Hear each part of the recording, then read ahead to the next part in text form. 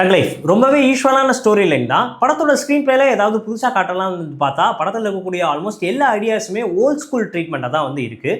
படத்தோட ஸ்டார்டிங்கில் ஒரு கோர் 15 மினிட்ஸ் ஓல்டர் போர்ஷன் மூலமாக இருக்கக்கூடிய முக்கியமான கதாபாத்திரங்கள், செட்டிங், கான்ஃப்ளிக்ட் எல்லாத்தையுமே வந்து எஸ்டாப்ளிஷ்மெண்ட் பண்ணி ஹோல் ஃபர்ஸ்ட் ஹாஃப்லேயுமே ஆல்மோஸ்ட் நல்லாவே ஒரு கிரிப்பான ஒரு நரேஷன் தான் வந்து கொடுத்துருக்காங்க.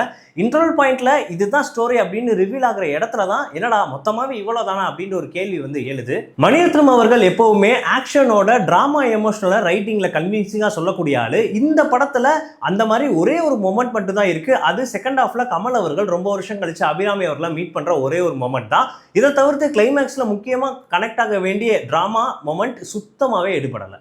கமல் அவர்களோட அந்த தூத்துக்குடி ஸ்லாங் தான் அந்த படத்தோட மிகப்பெரிய ஃப்ரெஷ் பீஸாக வந்து இருக்குது. முக்கியமான நிறைய ஒரு ஆக்ஷன் ரிவெஞ்ச் எடுக்கிற சீனில் கூட கமல் அவர்கள் அந்த ஸ்லாங்லேயே வந்து பேசி ஃபன் பண்ணுறதெல்லாம் சூப்பராக வந்து இருந்தது.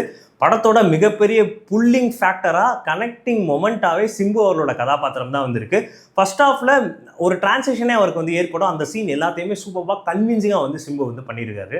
இதை தவிர த்ரிஷா அவரோட கதாபாத்திரத்துக்கு சுத்தமாகவே இம்பாக்டே வந்து கிடையாது. நாசர், ஜோஜு ஜார்ஜ் மாதிரியான கதாபாத்திரங்களுக்கு இன்னுமே ஸ்பேஸ் கொடுத்துருந்தா தான் அது நல்லாவே வந்து இம்பாக்ட்ஃபுல்லாக வந்து இருந்திருக்கும். முக்கியமான கதாபாத்திரமாக வரக்கூடிய ஐஸ்வர்யா லட்சுமிக்கு டியூரேஷன் ரொம்பவே கம்மியாக இருக்கிறது ஒரு மிகப்பெரிய பிரச்சனை தான். படத்தோட மிகப்பெரிய பாசிட்டிவ் ஃபேக்டராக ஏஆர் ரஹ்மான் அவரோட பின்னணி இசை தான் வந்து அமைஞ்சிருக்கு. இந்த படம் நிறைய இடத்துல லெட் டவுன் ஆகிற சமயத்துலலாம் ஏஆர் ரஹ்மானோட பின்னணி இசை தான் பயங்கரமாக குக்கடாக வந்து வைக்குது.